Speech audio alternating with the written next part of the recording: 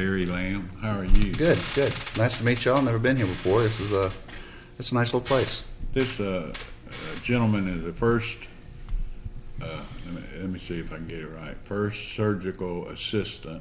Is that right? Surgical first assistant. At Yes, sir. Erlanger. And he, okay. Now you want to be commissioner. Well, this was, surgical Boca first County. assistant wasn't my first job. My first job was a pipe fitter. I'm a pipe fitter by trade. I'm a blue collar worker. Yeah. From there, I did plumbing and construction. Worked for the city of Tampa, water department. When I was there, I got the opportunity to do a lot of stuff. I built roads and bridges and installed water mains. So you're from Florida? I'm actually originally from Savannah, Okay. and then my parents moved us down to Tampa. I was there for many years. I guess 24 when I finally went back. Did you go to school there? Yes, sir. Hillsborough? Hillsborough High School. That's where I went. Was it? 1 year, yeah. Really? They have beautiful, beautiful school. Absolutely. You know where Arepica is?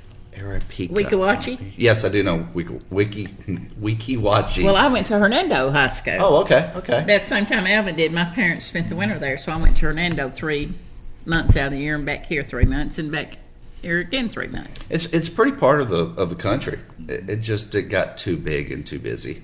Yeah, it is. So My daughter lives in St. Pete.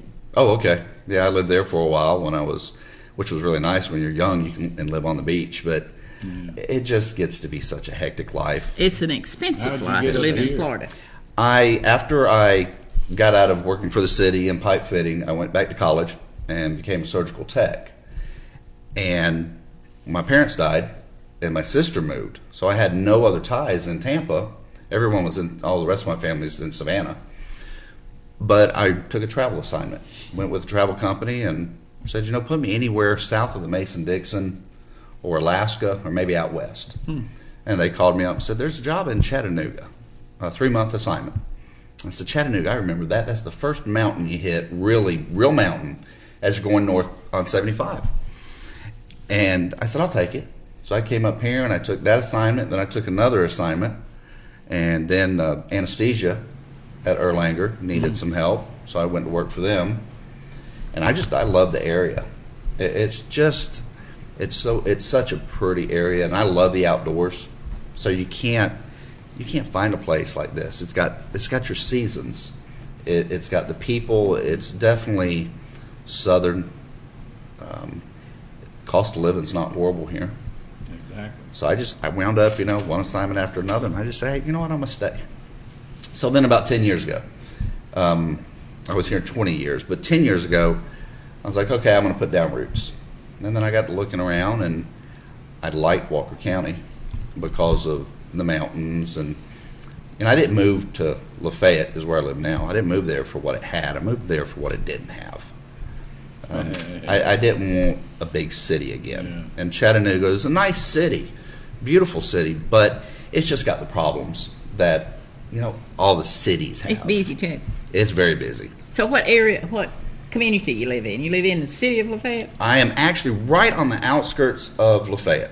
I'm so much on the outskirts that we got a few acres. I got a little mini farm, nice big garden, and deck overlooking the woods that you'd think you were in the middle of nowhere, where the deer and the turkey come up in the backyard. But yet I'm 10 minutes from Walmart. Everything's right down the road from Walmart anymore. Yeah. So it's nice having the best of both worlds. But then 2 years ago, or about a year ago, my wife and I bought some property out in the Cove. We were working on our 5-year plan. I'd like to build a little farm and semi-retire and just enjoy life a little bit. And then the elections come up and kind of put a little hiatus on our 5-year plan. What motivated you to run for? By the way, are you qualified? Yes, I'm qualified. Okay. I paid my qualifying fee. And you submitted your I'm going to submit my names? names first next week. How many did you get? Just over 2,100. So you only Well, the last need- we heard you had 1,600. I mean, that's You only need I 18. needed 1,640. Oh, okay. 1,640. yeah, that's what I said. That we read in the paper, and I told Evan. I said he got more because I talked to you because you don't know how many of them's going to be Right, disqualified. and I still You know? have a couple events this weekend I'm going to do, and get a few more signatures. It's So what's your motivation to be the sole commissioner? originally, I guess I started really getting into the political environment here a few years ago and started going to the meetings. And I did not like the way my voice was stifled in this county. Trying to ask questions, couldn't get questions answered. Just the attitude of government, which made me mad, and I just backed out of it. I went to one of our previous commissioners, and I tried to talk him into running. And I said, "You need to run." He goes, "I don't want to run." And who is that? Buddy Chapman. Okay. I was purchasing some stuff when Buddy was out at his sawmill. And I said, "Buddy," I said, "if you don't run, I'm going to." Well, the election came around, and I said, "Okay, let me really investigate. Let me see who's running." And I did. That's what I do. I research. And I said, I cannot support who it looks like to me is going to be on the ticket. And I said, if I can't support who's on the ticket, then I'm going to run myself. I've got a background that lends itself to a county commissioner, what a real county commissioner should be. I've been lucky enough to come up working for city government and then working for county hospitals. I know the waste that goes on in government. I know how to manage. That's what I did when I was with the city. And I've also, the reason I got out of pipe fitting and working for the city is I almost got killed. I got buried in a hole. And after that, I was like, there's better ways to make a living. Yeah, really? So I went back to college. And, college doesn't make you smarter. But college gives you the ability to look outside the box, to look at different ideas, and to listen to different ideas. And what I saw in this county is the same political ideals and thinking. Nobody ever looks outside the box to think or to try to figure out what all we have to do in this county. How can we improve this county? We got debt. We got a lot of debt. But everyone goes, debt, debt, debt. Okay, let's pay the debt off in 4 years, and we still haven't fixed this county. We still have a horrible drug problem. We still have a lack of small businesses. We still have people struggling daily. We've got nothing that makes families want to come here. Like me, I came here because I looked at the outdoors and I said, this is a great place to come. Well, why don't we fix this county where we've got people beating down our doors to move in this county? Because then when we do that, we've got our tax revenue up. We can possibly ease the tax burden on the citizens that we've got here. We've got a lot of people here that are struggling. And going door to door has absolutely been the best thing I could ever done. And an eye-opener. So what do they say to you when you go door to door? The first words out of their mouth is, "Oh my God, I can't believe we have never, ever spoke to anybody." Mm-hmm. They just want someone to care. They want someone to listen to them. And they're like me, that their voice has been silenced. They've had no ability to speak and nobody to speak for them. And they just like the fact that somebody is there listening, going, what can I do to help? People want help. They want their government officials to listen to them and to explain things to them. Not just give them well, I know what's best for you, let me do it. And the majority of the people in this county are lower income. Not low income, but we don't have a... Median income. Yeah, and our median income is not that great. But yet, in this county, the politics of this county have, since I've been here, and my research beyond, it's always been run by the same core group. You have the same names that always keep popping up over and over. And this election leads to that election, and then the same names seem to fall into different positions. And it's not fall into, it's when you go into a voter's booth And you go, well, I've got the lesser of the two evils. Which one do I want to pick? And that's wrong. That's not the way our founding fathers, that's not what they set up our government to be. We should have choices. We should have real choices in who we want to run our government. Instead of, well, this is who this party put on the ticket, or this is who this party put on the ticket. And then what happens is when you have parties like that, now you have a faction that is only listening to their contributors or their party. They're speaking a party line. And parties are good. Parties have ideals. There's a difference in a Republican and a Democrat. But in this county, I'm sorry, go ahead. Platforms. They have platforms. But in this county, the commissioner should be bipartisan. There's no reason for you to have one political party controlling the county. And that has to be changed in the legislature. Right. Unless you I get live in an Catoosa County. I independent. have that too, and I think it all ought to be Yeah. nonpartisan. So as an independent, I have the opportunity to listen and to work with everybody. Well, let me ask you this. Are you affiliated with, I said I've got some tough questions for you, because I'm that way. Are you affiliated with any group or anybody say, come here, Perry, I tell you, this is what we can do? Absolutely not. I think you kind of touched on that, but I had to ask. Absolutely not. That is the problem with our politics. It's whoever lines your pockets the most gets the benefits when you get elected. And we can go through history and look, and you will find that your biggest contributors, So you to don't owe campaigns. anything to anybody. not a thing. I have self-funded my whole campaign thus far. And one more for you. This is the toughie. So hold on to your seat. Because the Erlanger situation with the hospital and Commissioner High School, and you work for Erlanger, has that got anything to do with you putting your name in the pot? Not a bit. I worked for Erlanger, and for the past 20 years, I've also worked for Park Ridge.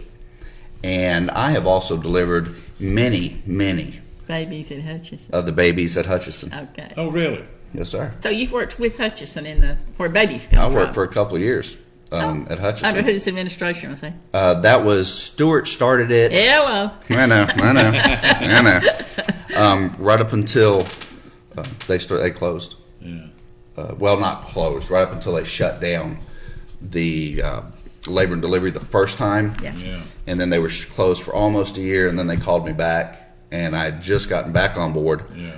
I think I did maybe So do you- 2 deliveries, and then they shut it down. I don't know how you travel from hospital. Are you on call to do this, or you actually? I was on call when I was working there. Okay. So any time of the night, 2 o'clock in the morning, hey, we got an emergency delivery, C-section. We need you. That's just that, but that's been part of my job for 20 years. So what one thing would you want to change in Walker County? I know you told me about the politics and la, but what one thing, and I don't want to talk about multi-member board because everybody, you know that, but what one thing would you want to do? I want to make this county what it is absolutely built for. You know, this is a family community, and if we can get rid of our drug problems, That's the sheriff's department. He's an elected official. I've worked with, and I've talked to Yeah. him. But it's not just him. It's our judges, it's our drug task force, and they want something to do, but they need some help. You know, they need. Patrick Doe's probably one of the best. Other than Absolutely. Larry. He I it. have talked to him. I really like the man. Yeah. But until we, at least let's attack the problem. Let's make this, if we bring in the families and the small businesses, this county can grow. But you got to make it, what family wants to come into a county? Number one, that's got our debt. We got to work on our debt. But if that's all we do, we still have no activities for our kids. Our kids in this county can't even ride skateboards. What's going to happen when our kids of this county, like myself, growing up, when you don't have anything to do, you're going to find trouble to get into. We have no real recreation. Now, Lafayette's got a great little recreation department, but that's it. We seem to in this county, and here's what I want to do. I want to spread, quote unquote, the wealth in this county. Everybody in this county needs to have a voice, and everybody in this county needs to have it needs to be set on the same playing field where everybody has the opportunities that not just, Chickamauga has, or not just Lafayette, but everybody needs to have the same opportunities. And we need to quit just focusing on one area. We need to let everybody's paying taxes, so let's help everybody and find where the biggest need is. Listen to these people. What do you think about them taking bids to sell the dump? In fact, today is opening bid day, I believe. Today opening bid day? It's opening bid day. Got to be turned in by today. I think selling the dump, Landfills, what I should have the said. landfill, selling the landfill without really researching it is, I don't think, the best thing. That is probably our last avenue that we have for revenue bringing into this have county. you researched that? Because in the primary election, we have one candidate over here that says we are making money. You got another candidate over here that says we're losing money. This one's got facts and figures on paper. This one's got facts and figures on paper. Yeah, and Commissioner. you know what that tells me? That tells me this county's had a shell game going on for a long time. That's why I have always said I'm going to get a forensic audit. Now, it's not going to be by somebody in the county. It's not going to be an in-house audit. It's going to be an audit that we can look at from an outside company, professionals that have been doing this for years. But they're required to have an audit. And I've looked at those audits. They have had an audit. Yeah. But those audits have also come up with recommendations every year over and over that seem to be the same thing. All the paperwork wasn't turned in. All the figures weren't right. During the process of the audit, numbers were fixed. That's wrong. I should be able to set an audit down and go, there it is, and it's done, without going, oh, well, wait a minute. Yeah, you're right. I did. I left something out. Let me fix that. Mid-audit. That's wrong. That's a shell game. When you're taking money from general funds and moving it to Splosh, or taking Splosh money, moving it to general funds to pay off something that wasn't supposed to be paid off, you can't. That's not the way our government's Are you supposed to be familiar run. with how SPLOST works? Do you know? For the most part, I know it is set up to be used for specific things. And then if there's some left over, I think they can use it for something else. But right at the beginning, when you take, the bulk of your SPLOST funds and put it somewhere, and what happened was our road money went somewhere else, and then we had no road money. That's what our road commissioner should be. We should have someone that's out daily, doing their job, being on the road, going and talking to people, going to these managers, finding out. That's what managing is about. It's going to these departments and working with the managers, going, what can I do to help you? How can we cut our budget? Because that's what's going to fix this county. We can't keep raising taxes on these people. What would be the first thing you'd cut? Cut my salary if I could.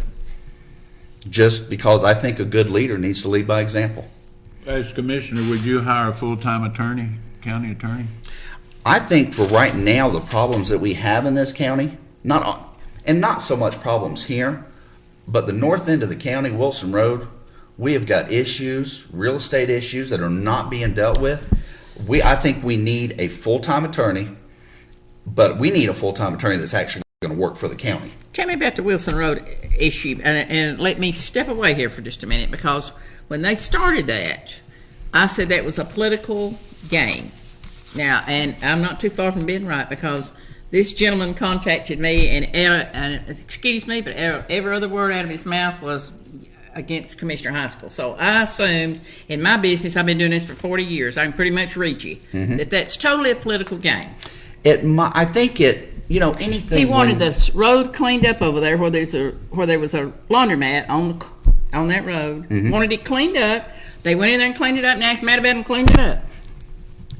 Help me out with that. Well, you're always going to have, when you've got, layers of bureaucracy, and when you have a lot of people in charge, and it's not that there's a lot of people over there in charge, but they do have boards and different people in charge of different things, setting up committees. You're going to have somebody that's going to make it political. I've done found in this atmosphere, there's things I can't even say without someone going, you're being political. It's like, really, I'm not. I'm trying to get something done. Let's work together here. I really think the majority, because I've gone to every one of those meetings, I've sat there and I haven't said a word. I don't make it political. I just listen. I really think the people out there want that part of the county to get better.